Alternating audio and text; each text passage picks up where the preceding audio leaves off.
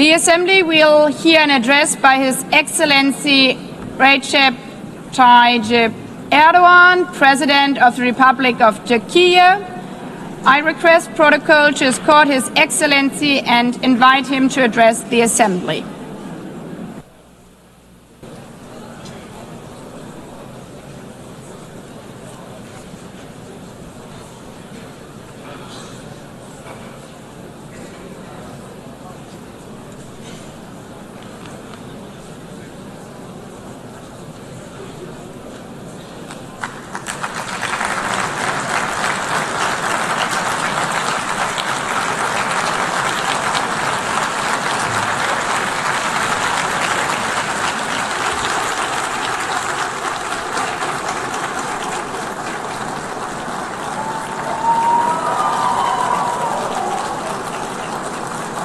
Sayın Başkan, Excellency President of UNGA, Excellencies Heads of State and Government, Distinguished Secretary General, distinguished delegation members, on behalf of myself and my nation, I greet you all with most heartfelt feelings.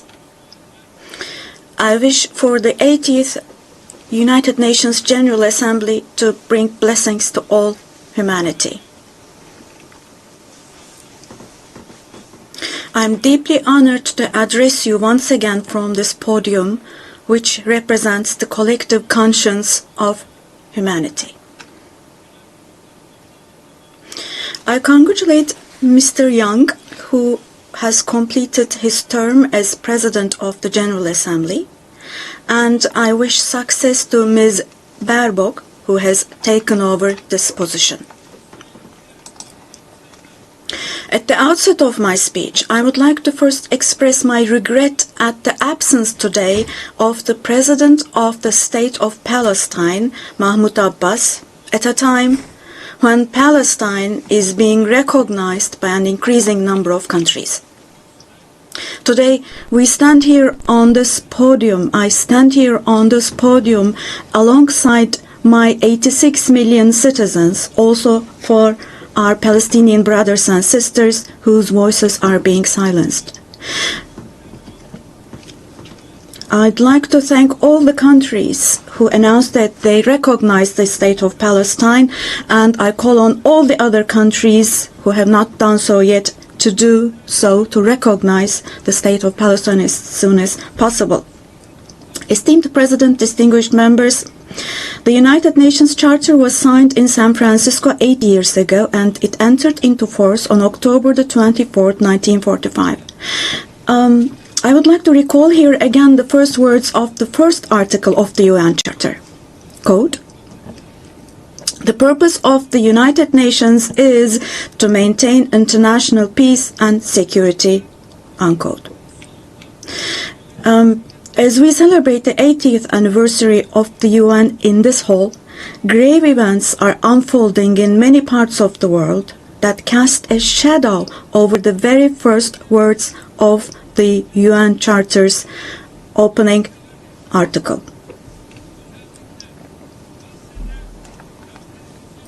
Particularly in Gaza, right before our very eyes, genocide has been going on for over 700 days now. Even as we gather here, as we speak now, Israel is currently massacring civilians in Gaza. The number of civilian casualties in Gaza has surpassed 65,000. Unfortunately, the number of people who are still trapped under the rubble is not yet known, and more than 20,000 of those who died were children. For the last 23 months, a child has been murdered by Israel in Gaza every hour. Yes, every hour. These are not just figures, dear friends. All of these, each one of these is a person, a human being, innocent people. People are now being killed not with weapons, but with the weapon of starvation. In the 21st century, under the gaze of the civilized world, 428 people died of starvation. Out of those 428, 146 were children, and this number is increasing every day. Now, I will show you a photo, which is a picture from daily life in Gaza. The first photo, as you see, these are people. These are women with these cups that they are holding in their hands, cups and buckets. Just feel your conscience and answer the following question. Can we possibly have a reasonable reason for this brutality in 2025?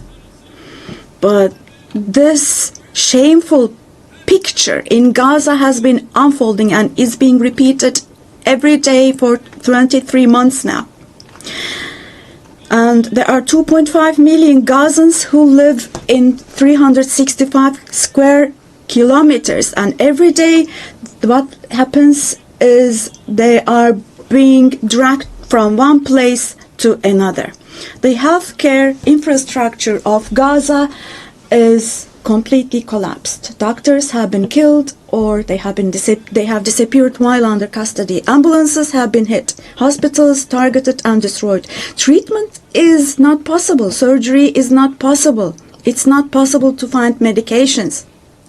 Now, dear friends, as Tayyip Erdoğan, with a heavy heart, with my heart bleeding here, I am telling you, innocent little ones, just 2 or 3 years old, without hands, arms, or legs, have become, unfortunately, a common sight to see in Gaza.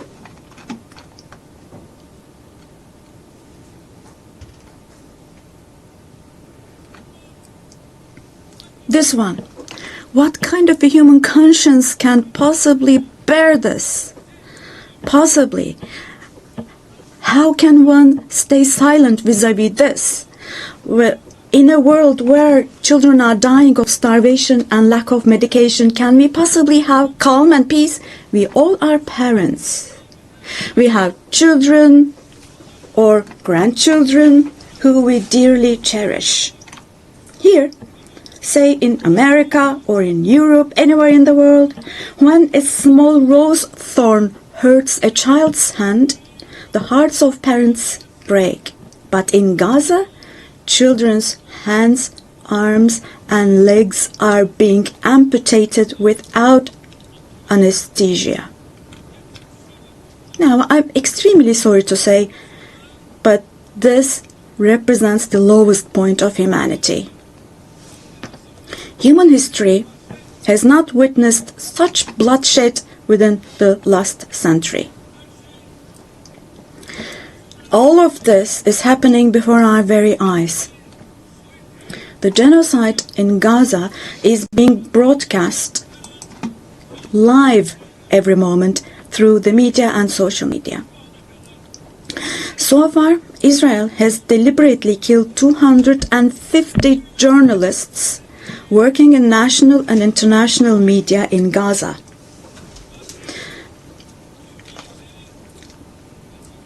And they have closed all the entrance into Gaza, but they still have not been able to cover up the genocide. I wholeheartedly support Secretary General Guterres because he consistently draws attention to the ongoing genocide in Palestinian territories, and I would like to once again congratulate him for his courage.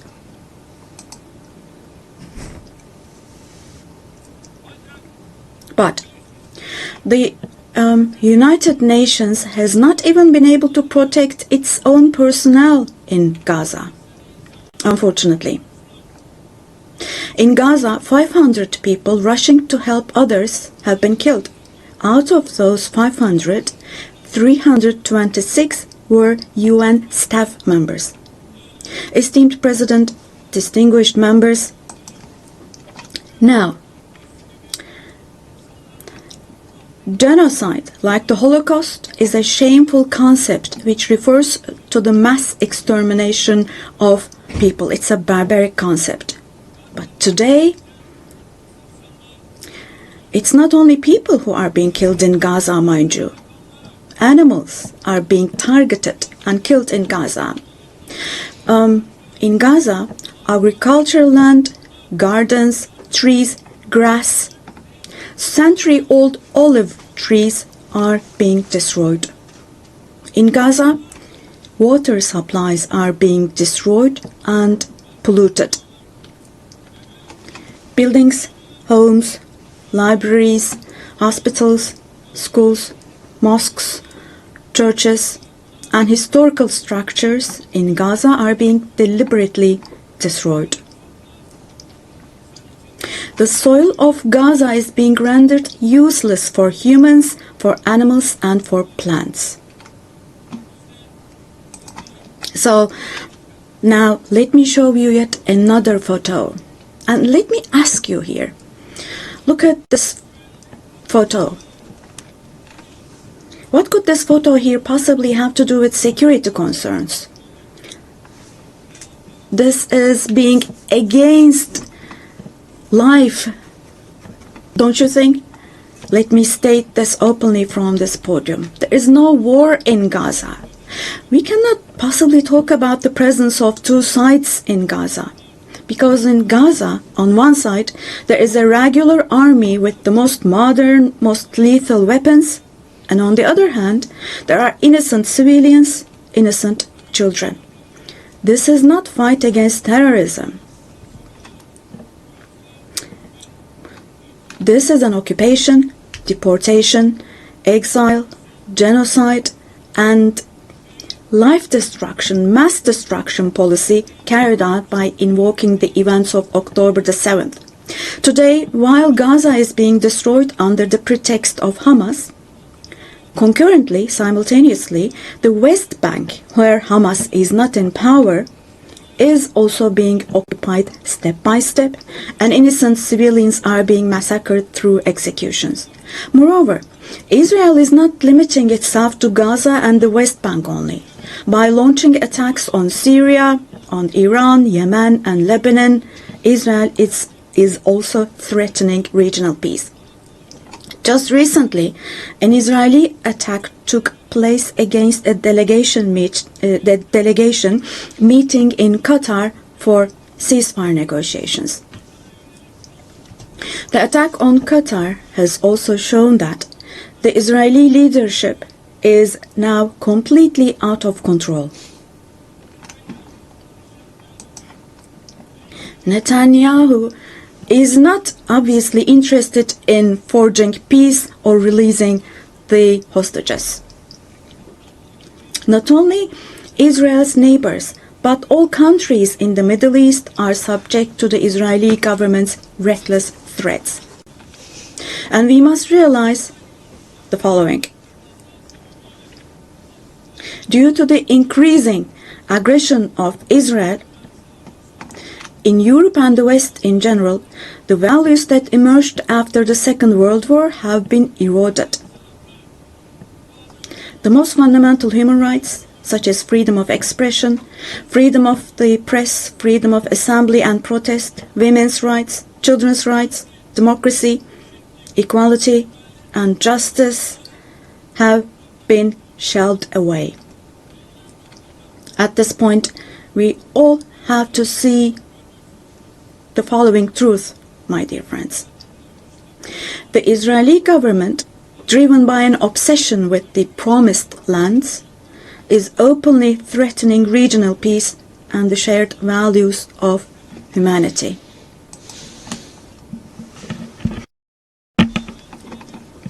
Three celestial religions. Jerusalem hosts all three celestial religions, and a common inherited holy place, Al-Quds, is holy for all three religions. This madness disturbs conscientious Jews. It fuels anti-Semitism around the world. We cannot continue with this madness anymore.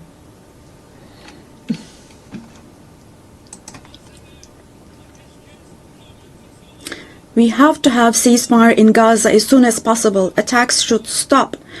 Humanitarian aid should be able to enter with no obstacles. The genocide team should be held accountable vis-à-vis international law. And God willing, this will definitely happen. Vis-à-vis the barbarity taking place in Gaza, everyone who is keeping silent is accomplice to this barbarity. From here, I would like to call on all the heads of state and government. Today is the day. Today is the day to stand firm alongside the oppressed Palestinians and alongside humanity. While your peoples back home are reacting to the barbarity in Gaza, do show the courage to take action here. Fulfill your humanitarian duty toward Gaza, where children are raising children. On this occasion, I would like to say the following. There are peoples all around the world who are taken to the streets. Unarmed activists and volunteers from different countries of the world, academicians, students, journalists, everyone, all the defenders of Palestine. I would like to say to them, thank you so much, and clear bows and favorable winds for their actions. Esteemed delegation members, for 13 years, I have spoken to you from this platform about the oppression and conflicts in our neighbor, Syria. Just as I raise my voice today for the oppressed people of Gaza, likely for 13 years, I have also drawn attention to the cries of the Syrians, and here I became their voice and breath as well. The persecution that caused the death of 1 million people and that forced millions more to flee their homeland has, thankfully, become a thing of the past with the December 8th revolution. Our Syrian brothers and sisters opened the doors to a new period as of December the 8th.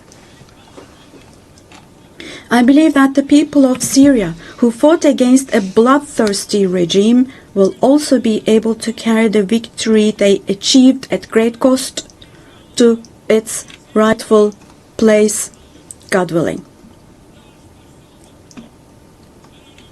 We'll support with all our means the vision of a one and unified Syria with no forms of terrorism, especially ISIS, being present.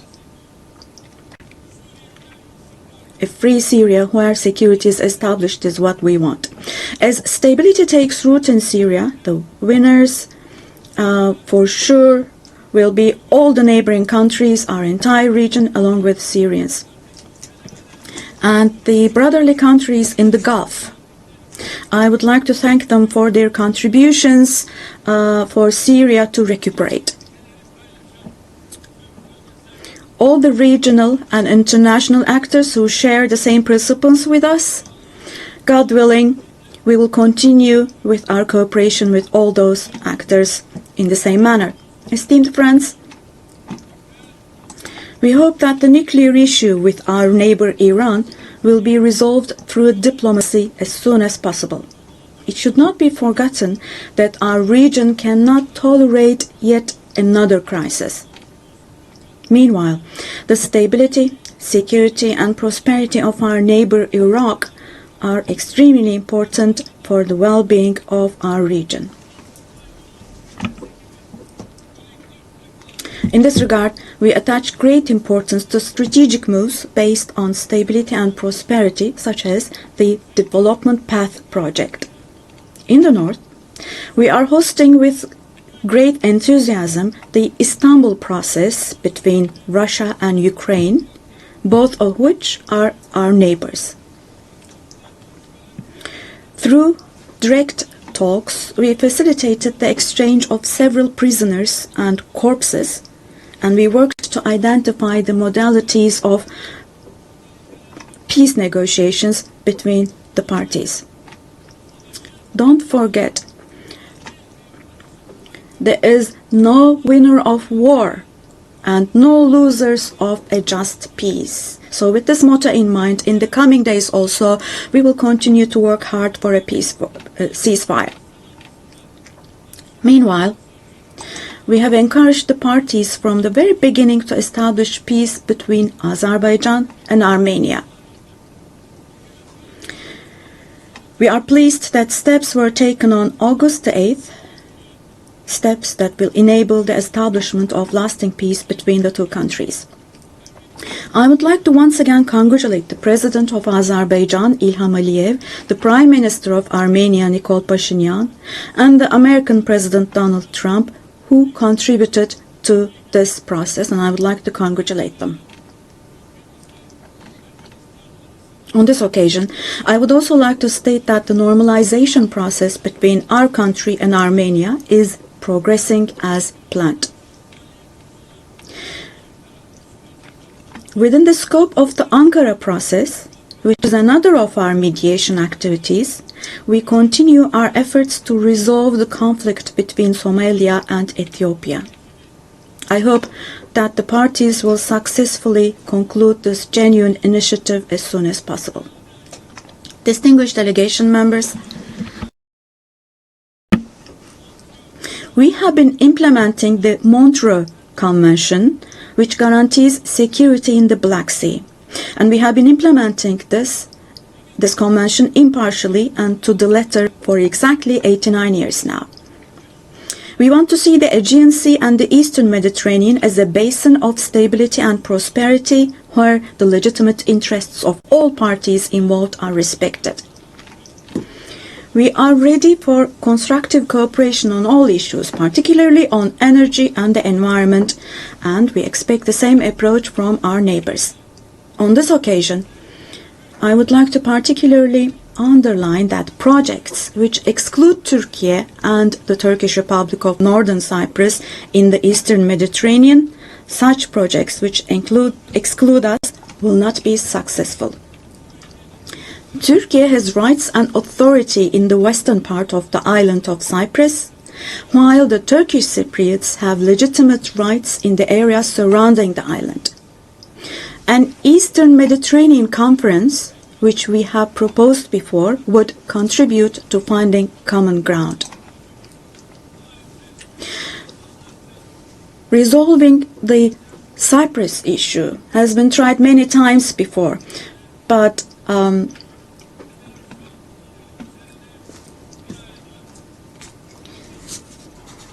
due to the rigid stance of the Greek Cypriot side, no resolution has been found. We cannot possibly have this as a foundation for a resolution of the issue. There are two separate states and two separate peoples on the island of Cyprus. Turkish Cypriots are equal owners of the island and they will not accept being a minority. The international community must put an end to the unfair and inhumane isolation that the Turkish Cypriots have been subjected to for half a century now. I reiterate the call I made at the last 3 UN General Assemblies. Let me repeat. I call on the international community to recognize the Turkish Republic of Northern Cyprus and to establish diplomatic, political, and economic relations with it. Esteemed President, distinguished members, in the coming period, we desire a new beginning and vision in Turkey-European Union relations. This should not be a vision that just saves the day, but rather a vision that redefines the horizon and shapes our shared future. For this, it is of course important that the European Union is as willing and determined as we are. As a net security provider, we continue to contribute to the operations and missions of the United Nations, NATO, OSCE, and the European Union. The annual NATO summit next year will be held in Turkey, in Ankara. The USA, who is our NATO ally, our relations with them are continuing on trade, investments, energy, defense, industry, in addition to other many areas, and we're strengthening our relations with them. Meanwhile, we attach great importance to the peace, stability, and prosperity of our brotherly countries in Central Asia, which is our ancestral homeland.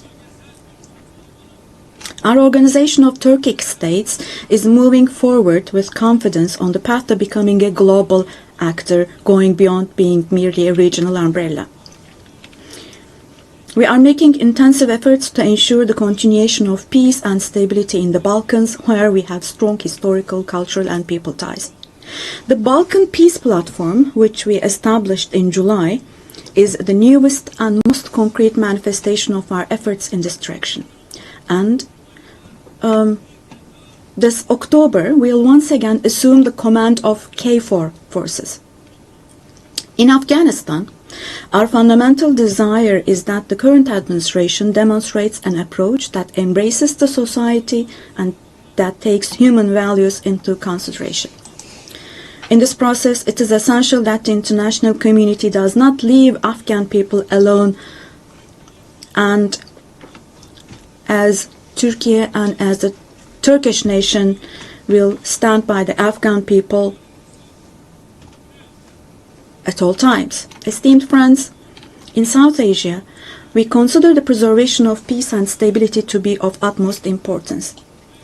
We are pleased with the ceasefire achieved following the tensions last April between Pakistan and India, the tension which had escalated into a conflict.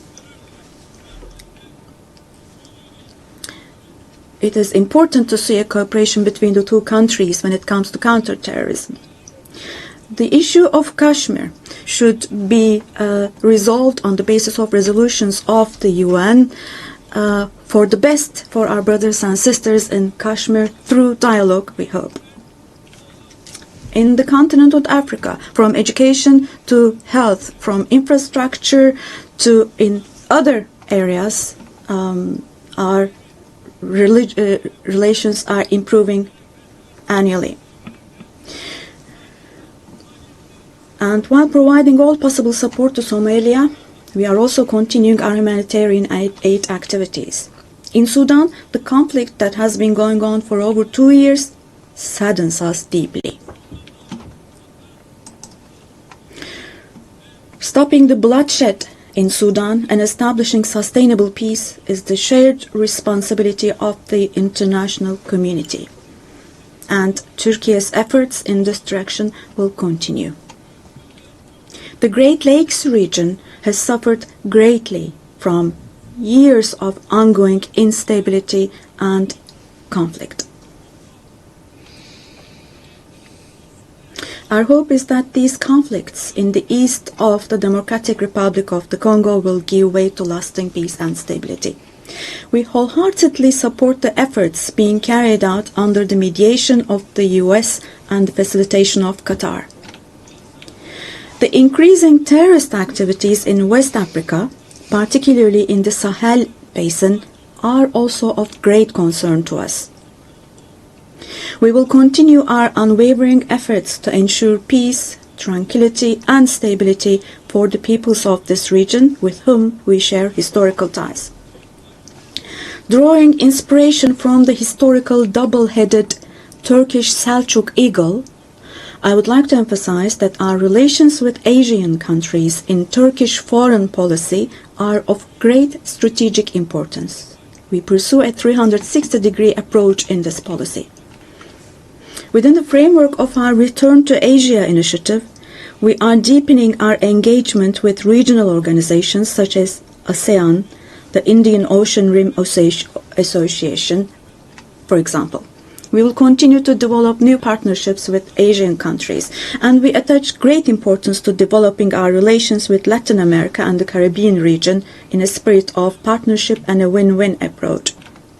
We are determined to further strengthen the friendly ties we have established with all the countries in the region.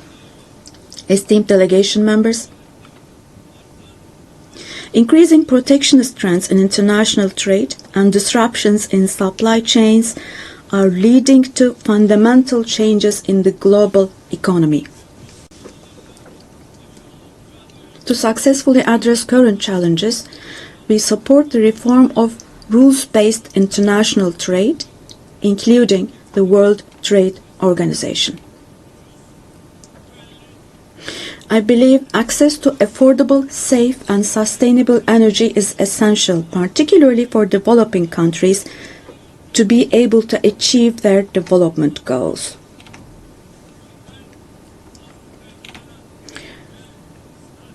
We are resolutely advancing the strategically important Trans-Caspian East-West Middle Corridor project, which extends from China to Europe. We contribute to the development of world trade with our modern transportation infrastructure and the Baku-Tbilisi-Kars line.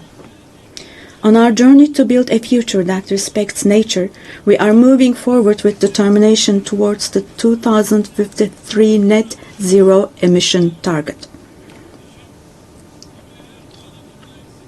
We are pleased to observe that the zero waste movement, under the patronage of my wife Emine Erdoğan, has grown in waves around the world every year, reaching more people and hearts.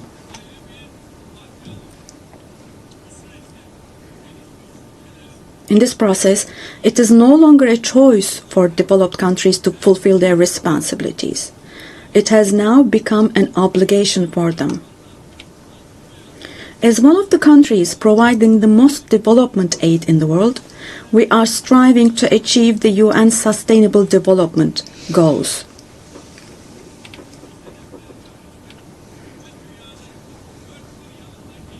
To achieve the 2030 goals, and to enable hundreds of millions of people around the world to live with dignity, we advocate for aligning the global financial architecture with the principle of leaving no one behind. And here, let me also particularly draw your attention to the following. While we grapple with geopolitical challenges, humanity is also witnessing an extraordinary leap forward in artificial intelligence, AI. The transformative power and the benefits offered by these technologies, no society should be deprived of these benefits.